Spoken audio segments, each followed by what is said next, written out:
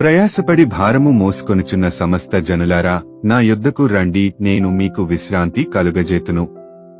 నేను సాత్వికుడను, దీనమనస్సు గలవాడను గనుక మీమీద నా కాడి ఎత్తికొని నా యొద్ద నేర్చుకొనుడి, అప్పుడు మీ ప్రాణములకు విశ్రాంతి దొరకును. ఏలైనగా నా కాడి సులువుగాను నా భారము తేలికగాను ఉన్నవి. తానును తనతో కూడనున్నవారును ఆకలిగొనియుండగా దావీదు చేసిన దాని గూర్చి మీరు చదవలేదా?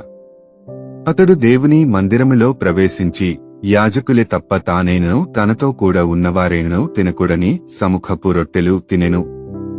మరియు యాజకులు విశ్రాంతి దినమున దేవాలయములో విశ్రాంతి దినమును ఉల్లంఘించియు నిర్దోషులై ఉన్నారని మీరు ధర్మశాస్త్రమందు చదువలేదా? దేవాలయము కంటే గొప్ప వాడిక్కడనున్నాడని మీతో చెప్పుచున్నాను. మరియు కనికరమునే కోరుచున్నాను గాని బలిని నేను కోరను అను వాక్యభావము మీకు తెలిసియుంటే నిర్దోషులను దోషులని తీర్పు తీర్చకపోదురు. కాగా మనుష్య కుమారుడు విశ్రాంతి దినమునకు ప్రభువైయున్నాడు.